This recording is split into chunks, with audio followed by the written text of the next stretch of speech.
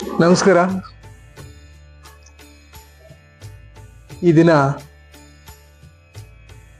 ಕಾರ್ತಿಕ ಮಾಸದ ಪೂಜೆಯ ಫಲವನ್ನು ಯಾವ ತೆರನಾಗಿ ದೀಪವನ್ನು ಹಚ್ಚಬೇಕು ಅನ್ನೋದ್ರ ಬಗ್ಗೆ ನೋಡೋಣ. ಸುಮಾರು 10 ವರ್ಷದ ಹಿಂದೆ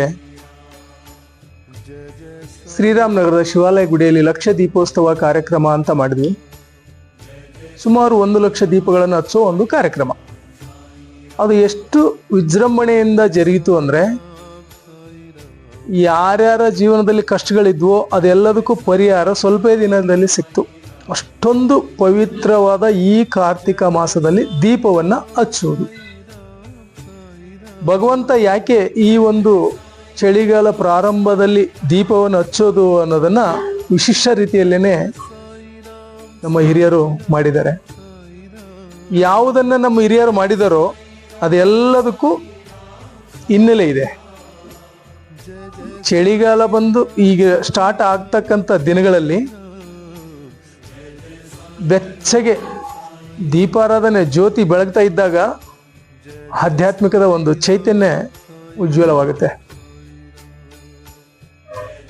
ಈಗ ಈ ಚಳಿಗಾಲ ಎಷ್ಟು ಒಳ್ಳೆಯ ಒಂದು ಆರೋಗ್ಯಕ್ಕೆ ಪರಿಣಾಮ ಬೀರುತ್ತೆ ಅಂದರೆ, ನೀವು ಬೆಳಗ್ಗೆ 5 ಗಂಟೆಗೆ ಎದ್ದು ವಾಕು ಅಥವಾ ಯೋಗ ಪ್ರಾಣಾಯಾಮ ಮಾಡಿದಾಗ ನಿಮ್ಮ ದೇಹದಲ್ಲಿ ಸ್ವೆಟ್ಟಿಂಗ್ ಬರುತ್ತಲ್ಲ, ಆಗ ನಿಮ್ಮ ಎಲ್ಲ ನರಮಂಡಲ ಎಲ್ಲದು ತುಂಬ ಚೆನ್ನಾಗಿ ಕೆಲಸ ಮಾಡುತ್ತೆ.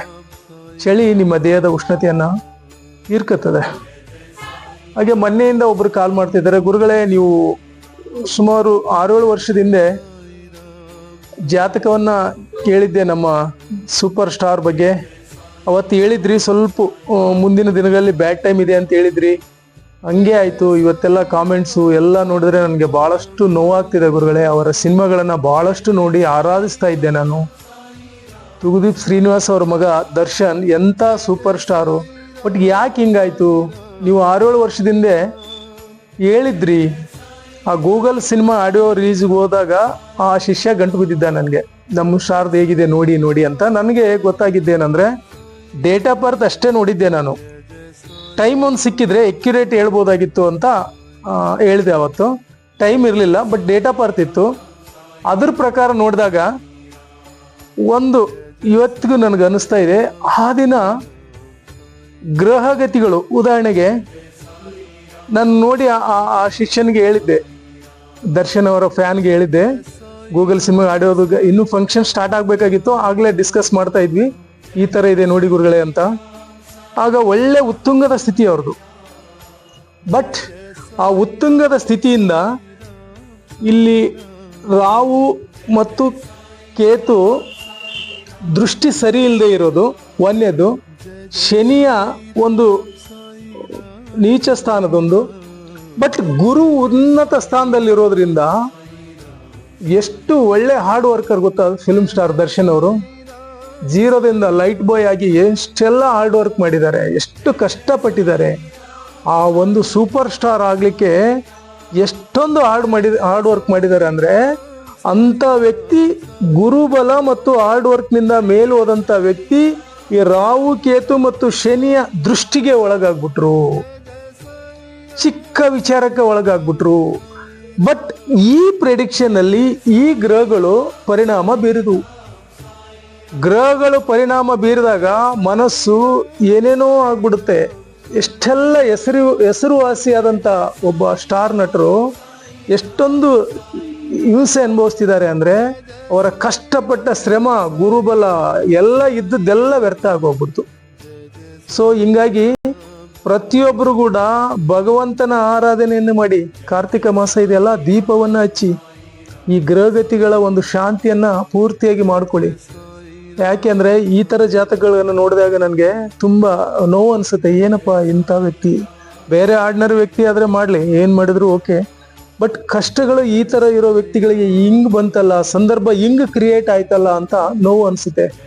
ಯಾಕಂದರೆ ಎಲ್ಲರೂ ಚಿಕ್ಕ ಮಕ್ಕಳಿಂದ ಎಲ್ಲರೂ ಅವರ ಆದರ್ಶ ತತ್ವಗಳನ್ನು ಅನುಭವಿಸಬೇಕಾಗಿರ್ತಕ್ಕಂಥ ಸಮಯದಲ್ಲಿ ಈ ಥರ ಒಂದು ದೋಷ ಆದಾಗ ಯಾರನ್ನು ಗ್ರಹಗಳು ಬಿಡಲ್ಲ ಅನ್ನೋದಕ್ಕೆ ಉದಾಹರಣೆ. ಜೀವನದಲ್ಲಿ ಯಾರಿಗೂ ಗ್ರಹಗಳು ಬಿಡಲ್ಲ, ಕಾಡ್ಸೇ ಹೋಗ್ತವೆ. ಅದಕ್ಕೆ ಶ್ರೀರಾಮಚಂದ್ರ ಮಹಾರಾಜಿನ ಇದರಲ್ಲಿ ಬರುತ್ತೆ, ದಶರಥ ಮಹಾರಾಜ್ಗೆ